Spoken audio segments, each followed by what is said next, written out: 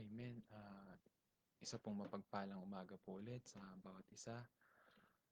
Bago po tayo magsimula, inaanyayahan ko po na ang bawat isa ay um, tayo po ay umawit sa Panginoon. Awitin natin ang Panginoon ng lahat.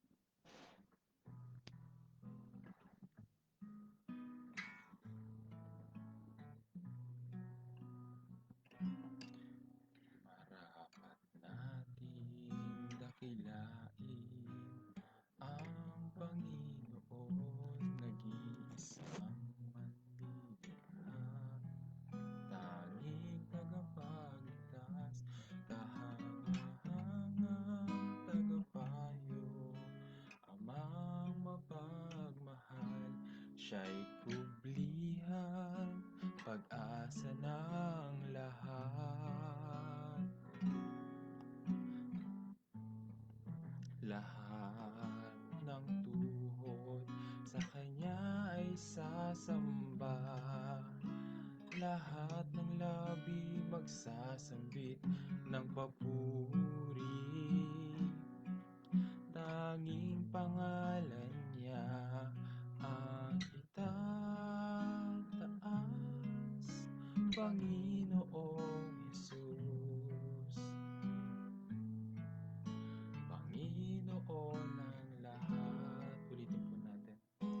Marapat nating dakilain ang Panginoon, nag-iisang manlilikha, tanging tagapagligtas, kahangahangang tagapayo, amang mapagmahal, siya'y kublihan, pag-asa ng lahat. Lahat ng tuhod, lahat ng tuhod sa Kanya ay sasamba, lahat ng labi magsasambit ng papuri.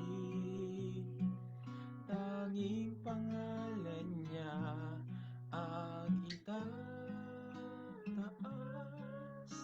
Panginoong Hesus. Panginoon ng lahat. Lahat ng tuhod sa Kanya ay sasamba, lahat ng labi magsasambit ng papuri. Tanging pangalan niya ang itataas, Panginoong Hesus. Panginoon ng lahat. Hallelujah. Praise you, Jesus. Panginoon ng lahat.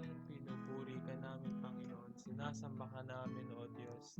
Tunay nga, O Diyos, na marapat dapat ka namin dakilain, O Panginoon.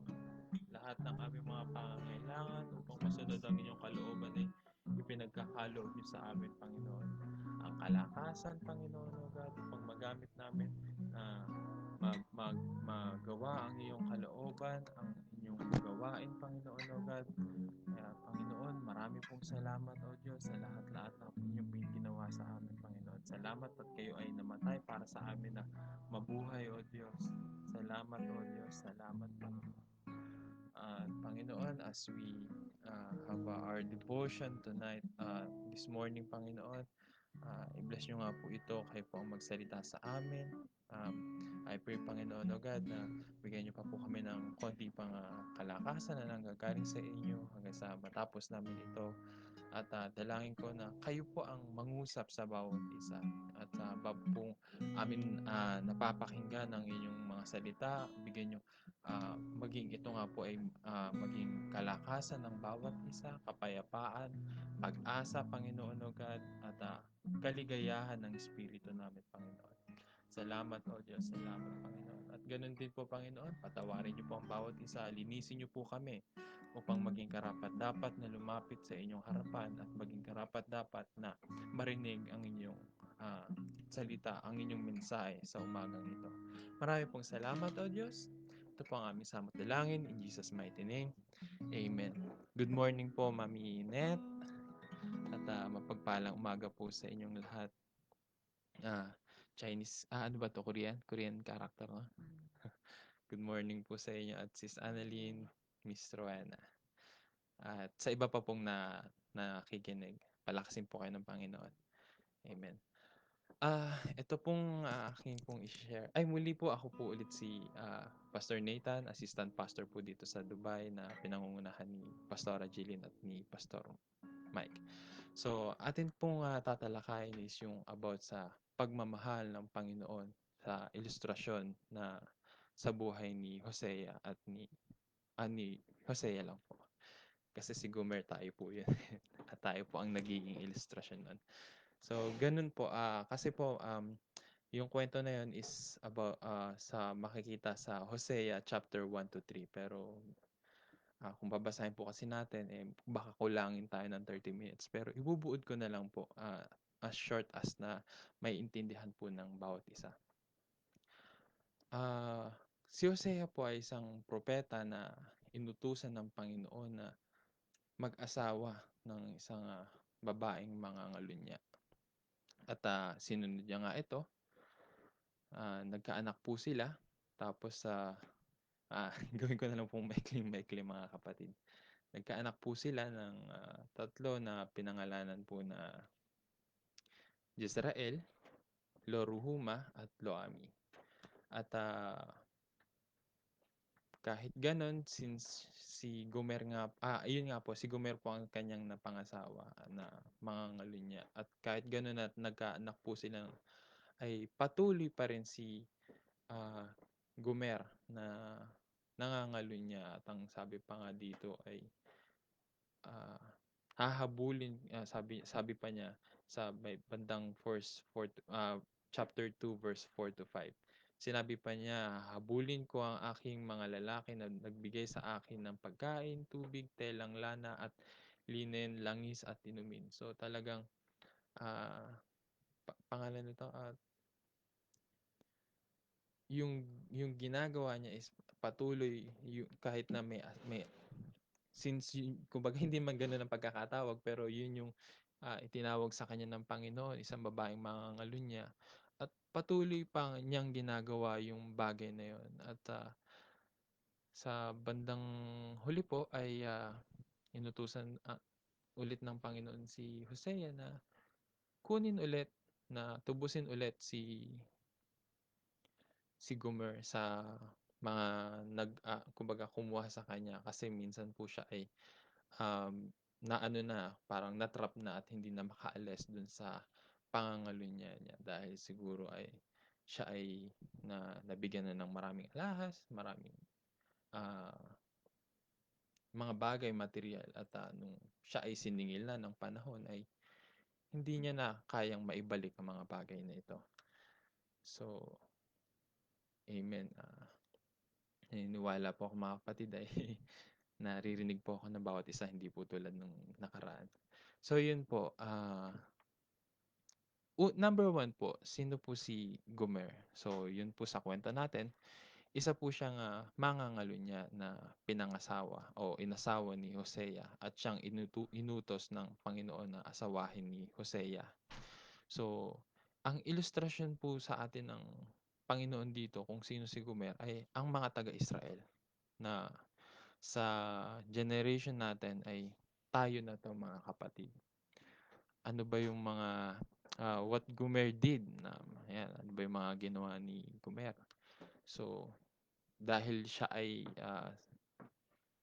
yung bago pa pangasawahin ni Hosea ay isa na siyang mangangalunya, siya ay talagang silaw sa mga material na bagay, mga magagandang bagay. Kung saan may maganda na nakikita o saan tag dito, kung saan may uso o kung ano man yung nakakasilaw sa mata ay nandun siya. Siyempre, andun din po kasama yung flesh desire na trabaho o yun yung gustong gawin o kinamulat na o kinabuhay na ni, hindi ko alam yung exact word pero alam ko mga kapatid na naiintindihan niyo po. Yun na yung naging buhay na ni Gomer. So, si Hosea po dito, bago po yun, yung naging ni Gomer kay Hosea nung naging asawa nung nagkasal na sila ay si Jezreel na sa wikang Hebreo ang kahulugan ng salitang ito ay kinalat ng Diyos bilang parusa. So sa panganay pa lang parang hindi na maganda yung mangyayari sa buhay nilang dalawa. Yung sumunod po ay Lo Ruhuma sa wikang Hebreo ang kahulugan ng salitang ito ay hindi kahabagan.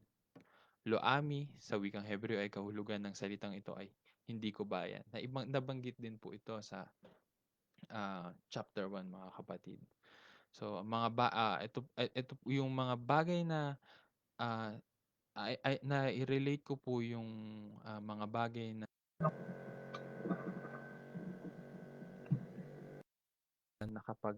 pangalan nito, nakapandaya kay Gomer. Ayan, katulad niya, idolatry, adultery, lust, envy, greed, at kung ano pang madalas nating ginagawa ngayon na hindi naman nakakalugod sa harap ng Panginoon. Ano pa po yun mga kapatid? Yung mga bagay na nawawala yung focus natin sa Panginoon. Ano po ba yan? Facebook po ba yan? Marami po sa ating mga kapatid ginagamit ang Facebook para ipalawak yung salita ng Panginoon, i-share ang salita ng Panginoon at purihin po ang Panginoon sa buhay niyo mga kapatid. At yun po. Yung iba naman mga kapatid ay nakakalungkot, minsan ay natatrap din katulad ni Gomer na sa isang simpleng video, nagpatuloy, hindi niya napapansin, napaparami na pala yung napapanood, nakakailang oras na pala sa panonood ng video, YouTube o kahit sa laro po mga kapatid.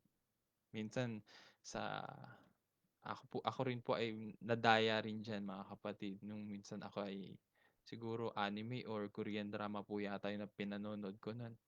Ang sabi ko sa sarili ko, sige, isang episode na lang matutulog na ako.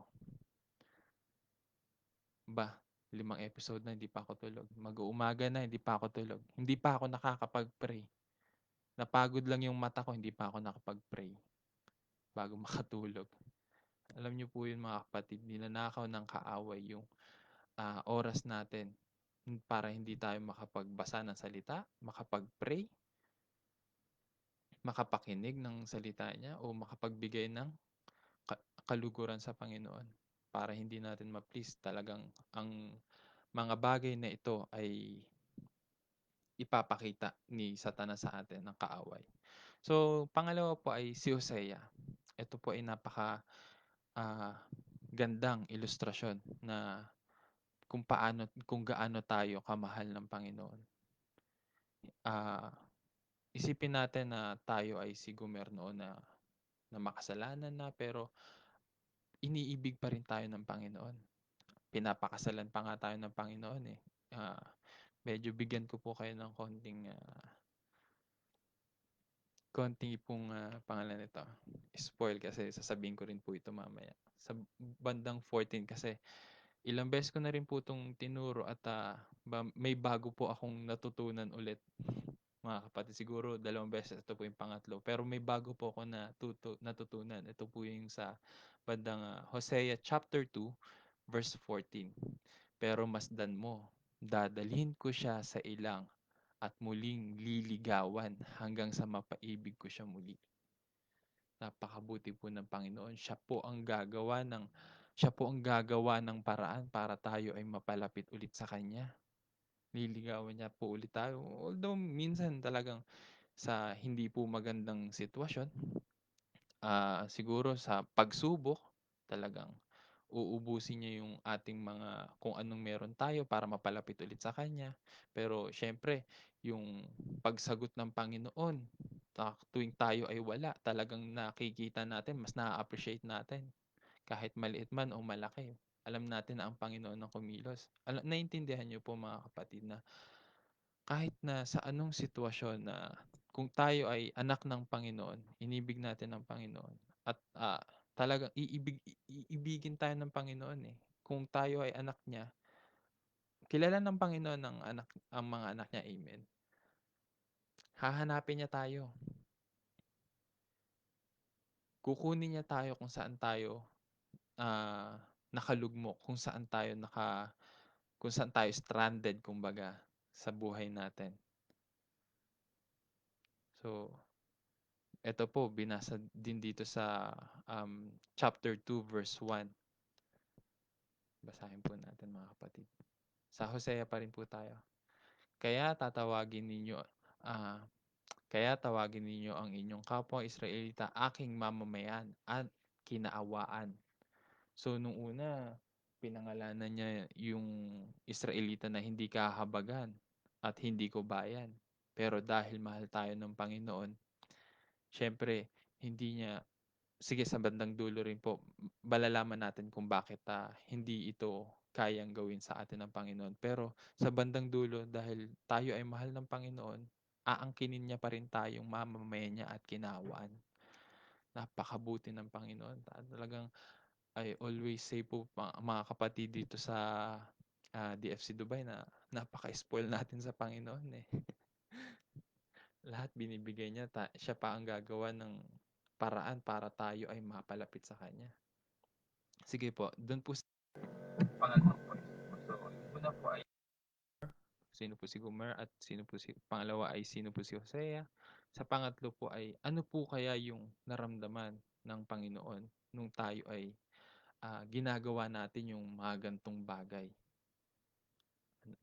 Ulitin ko po kung ano po yung mga bagay na yon, yung mga kasalanan o idolatry, adultery, lust, envy, greed, at kung ano sa ating ginagawa, yung mga bagay na nawawala yung focus ng Panginoon o sa gawain ng Panginoon.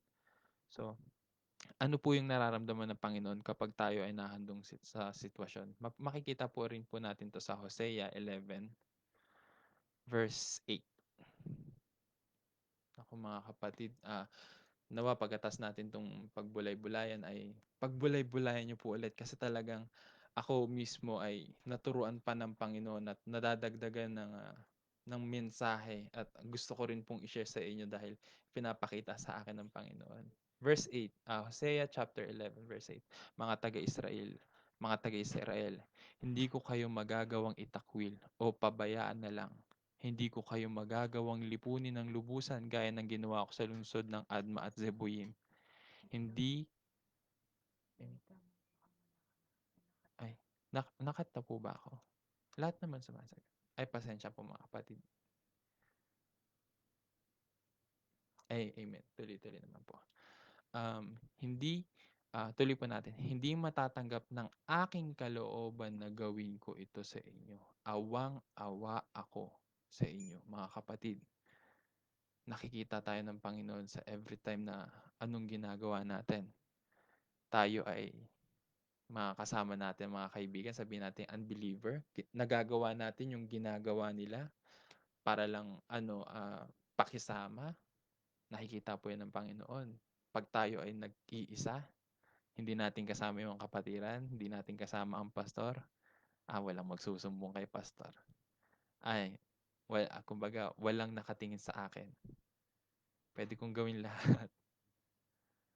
Pero mga kapatid, sa tuwing ginagawa natin yung mga bagay na hindi nakakaloob sa Panginoon, ang sabi ng Panginoon, awang-awa ako sa inyo. Yun yung nararamdaman ng Panginoon sa tuwing yun ang ating nagagawa. So, what God will do, makikita pa rin, almost na ating babasahin ay nasa Book of Hosea. So, makikita natin sa 2:14, ano ang gagawin ng Panginoon. Sa 2:14, 15, and 16, ito po yung mga bagay na yun, mga kapatid. Kung nahanap po, paki-type na lang po mga kapatid. Hosea chapter 2, 14, 15, 16. Ito po yung kanyang mga gagawin. Pero masdan mo, dadalhin ko siya sa ilang muli at liligawan ko hanggang sa mapaibig ko siyang muli. sabi, ah, aabutin niya ulit tayo, mga kapatid. Gano'n tayo kamahal ng Panginoon. Verse 15, pagbalik namin, ibabalik ko sa kanya ang mga ubasan niya at ang mga lambak ako ng Akor ay gagawin kong daanan na magpapaalala ng magandang kinabukasan at sasagutin niya ako katulad ng ginawa niya noong panahon ng kanyang kabataan. Mga kapatid, naaalala po ba natin nung una nating tinanggap ang Panginoon? Nung minsan po na nag-devotion or night devotion po yata si Sis, let us always remind ourselves, mga kapatid, na kung paano natin, kung ano yung feeling na nung una nating nakilala ang Panginoon. Napakasarap, napakasaya. Yung talagang handa natin ialay lahat sa Panginoon. Pagka tayo ay parang sa gawain ng Panginoon or sa church or sa ating pananampalataya, buhay Kristiyano natin ay minsan ay nakaka-bored na, paulit-ulit, or andiyan na naman tayo, tinutokso na naman tayo ng kaaway. Let's remind ourselves, mga kapatid, yung kung gaano kasaya nung tayo ay tumanggap sa Panginoon. Kung gaano kasaya na tayo ay minamahal ng Panginoon, mga kapatid. Ah, Pasensya na po kung ganito po yung boses kasi I tried to minimize po yung voice para hindi po magising ang iba pong natutulog ngayon. So, meron pa po tayong 5 minutes. Mahaba-haba pa po to. 16.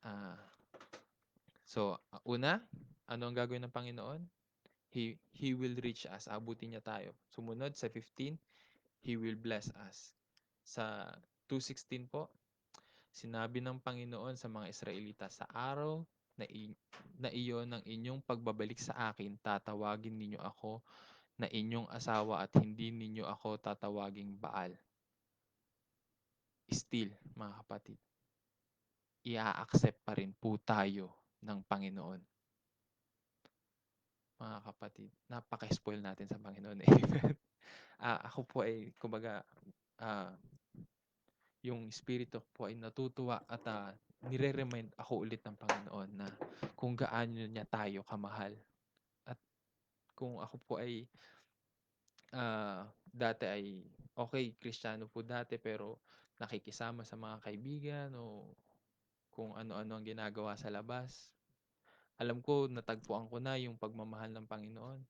Pero yung pagbabalik ko sa Panginoon, ito yung paglilingkod natin sa Panginoon. Napakasaya. Kasing saya po nung una kong tinanggap ang Panginoon. Nung una kong una kong na-encounter ang pagmamahal ng Panginoon. Napakasaya po, mga kapatid. At sa tuwing meron akong mga kapatiran na tag dito, na nagte-testimony na bumabalik sila sa pananampalataya, naaalala ko ulit yung pagbabalik ko. Naaalala ko ulit yung first love ko sa Panginoon, yung parang una kong nakita ang Panginoon, yung gano'n po ba? Una kong nakita yung sabihin natin sa flesh ay yung minamahal o yung iniirog ko sa Panginoon. Iniirog ko, yung mga gano'ng bagay po ba, mga kapatid? So, pwede po, ah, bakit niya po gagawin yung mga bagay niya? Yung paabutin niya tayo, pagpapalain niya tayo, accept us, tatanggapin niya tayo. Makikita po yun sa 11 po nitong sinabi ng Panginoon. Sabay-sabay po nating basahin. Siguro, pakitype na lang po ulit. 9 pag nakita na po. Para po sa mga susunod pa pong makikinig ay makapunta kagad sila sa verse na ito. Ito po ang sabi ng Panginoon. Hindi ko na ipadarama ang matindi kong galit. Hindi ko na gigibay ng Israel dahil ako'y Diyos at hindi tao. Ako ang banal na Diyos na kasama ninyo. Hindi ako paparito sa inyo ng may galit. Amen. Dahil siya ay Diyos. Kung tao lang, kung tayo ay may nagawa ng kasalanan, siguro talagang gagawa sila o gagawa tayo ng paraan para makagante. o para mas mataasan natin yung ginawa niya sa atin. Pero ang Diyos ay Diyos. Kinreate niya tayo. Ganun niya gustong yung tayo, pag tayo ay may ginawang sabihin nating machine, syempre mahal natin yun. Kung nasira man, gusto natin ayusin yun. Ganun din ang Panginoon. Kung nalayo man tayo, gusto rin ng Panginoon na kunin niya ulit tayo pabalik sa Kanya. Ipapa-remind niya ulit sa atin kung gaano niya tayo kamahal. So, conclusion po, makikita natin sa chapter 14 verse 4. Amen. Hallelujah. Hosea chapter 14 verse 4. Actually 1 to 4 po ito pero sa bandang 1 to 3 sinabi ni Hosea na magrepent kayo sa Panginoon. Itong sinabi ng Panginoon sa pagre-repent ng Israelita. Pagagalingin ko ang aking mga mamamayan sa kanilang pagkamasuwayin at taus-puso ko silang mamahalin sapagkat nawala na ang galit ko sa kanila. Nung inutusan po ni Hosea na humingi ng tawad ang mga Israel sa Panginoon, ito ang sinabi ng Panginoon sa Israel. Ito rin po ang sinasabi sa atin ng Panginoon. Let's repent mga kapatid kung ano man po ang ating mga nagagawa. Mababa man po ito o mataas, kasalanan din po yun mga kapatid. Repent at tayo ay tatanggapin pa rin po ng Panginoon. Siya po ang nagsabi niyan. Ito, tandaan kung ano man ang ginagawa natin ngayon, nakakatanggal, kung ano man yan, nakakatanggal ng focus natin sa Panginoon, thus hindi nakakapag-please sa Panginoon. Lagi nating remind ang sarili ulit natin na bakit ipinako ang Panginoong Jesus. Hindi para gawin natin yung mga bagay na makamundo. Hindi para sumunod sa mundo. Once we accept Him, He freed us from our sin. Pinakawala niya tayo sa ating mga kasalanan. Binigyan niya tayo ng freedom. It's not just someone o yung family, friends, relatives na nagbigay ng gift nitong mga bagay na to, yung nagbigay sa atin ng freedom. Who give, ngayon na tayo ay free. Babalik pa ba tayo sa mga bagay na iyon? Mga kapatid, hindi na po. Amen. At sana po atin po itong napakinggan sa mga gusto ko pong ipanalangin sa mga bago pa po na napakinggan po itong mga gantong mensahe. Gusto ko po kayong panalangin kung unbeliever pa po kayo, sumabay po kayo, kung alam nyo po, alam po natin na tayo ay makasalanan dahil wala po lahat po tayo as a flesh ay nagkasala sa Panginoon. Tayo ay humingi ng kapatawaran sa Panginoon. Sige po, tayo po ay manalangin. Kung hindi nyo pa po natatanggap ang Panginoon, sabayan nyo po ako sa pananalangin. Panginoon, ako po ay lumalapit sa inyo. Napakinggan ko po kung gaano nyo po kami kamahal. Kaya Panginoon, patawarin nyo po ako sa aking mga kasalanan. Sa mga bagay na sinasadya ko man po o hindi. Panginoon, linisin niyo po ako upang matanggap ko kayo ng lubos sa aking puso. Kinikilala ko kayo bilang Diyos na napako sa krus upang bayaran ang aking mga kasalanan. Marami pong salamat, Panginoon, at kayo po ang nagligtas sa akin na nagbigay ng walang hanggang buhay afterlife nitong flesh na to, Panginoon. At tinatanggap ko kayo sa aking puso bilang Diyos, Panginoon. At mga kapatid, as a closing prayer, mga kapatid, let's pray na po. Panginoon, maraming pong salamat sa gabing ito at sa mensahe ninyo na ipinarating sa amin. Lalo na po sa akin na nagsasalita na ginawa niyong channel, Panginoon. Ako rin po ay natuto. Marami pong salamat, Panginoon. O mahabaging Panginoong Diyos, mapagmahal na Panginoon. Tunay nga, Panginoon, na hindi lang kayo basta tao. O Panginoong Jesus, kayo ay Diyos na mahabagin. tinawag niyo kami upang maging inyong tagasunod. Kaya, Panginoon, tulungan niyo kami at turuan, Panginoon, O God, na parating masunod ang inyong kalooban. Lagi niyo naman po kami binibigyan ng kalakasan, pero minsan hindi namin napapansin kung saan namin 'to nagagamit. Pero turuan niyo kami na itong lakas na ito na binibigay niyo sa amin araw-araw ay ang lakas na para magawa namin lagi ang inyong kalooban. Marami pong salamat, Panginoon, sa inyong pagmamahal. Salamat, Panginoon, na kahit kami ay na nakakalimot, kahit kami ay nadudula sa aming pananampalataya, ay kayo po ang humahawak sa amin para tumayo ulit, Panginoon. Oh, hallelujah, hallelujah. Panginoon, kung amin pong i-realize, halos wala naman po talaga kaming ginawa. Talagang kayo po ang gumawa ng lahat. Kayo po ang tumawag sa amin. Kayo po ang nagligtas sa amin. Kayo pa po ang gumawa ng paraan para kami ay maligtas. Marami pong salamat, Panginoon. Salamat, O Diyos. Kaya, Panginoon, dalangin ko na sa bawat isa, Panginoon, ay we always realize o remind na sa tuwing andyan po ang tukso ng kaaway, ma-remind po kami ng inyong pagliligtas sa amin, ng inyong pagmamahal, ng inyong kaawaan. Marami pong salamat, Panginoon. Lord, itong salita namin, alam po namin na kulang. Pero Panginoon, ang kailangan ay yung pagiging sincere namin na makalapit sa inyo, Panginoon. At Lord, sa mga kapatid ko, dalangin ko na sa mga papasok ay palakasin niyo po sila at bigyan niyo po sila ah, ng katalinuhan, ng karunungan sa kanilang mga trabaho at sila po ay magpatuloy na maging alat at ilaw sa kanilang mga trabaho. At sa mga matutulog po, Panginoon, bigyan niyo po sila ng magandang himbing at sa pagising nila ay mabigyan niyo sila ng renewed strength na nanggagaling sa inyo. Marami pong salamat. Ito po ang aming samudalangin in Jesus' mighty name. Amen. Good night po and good morning po sa lahat.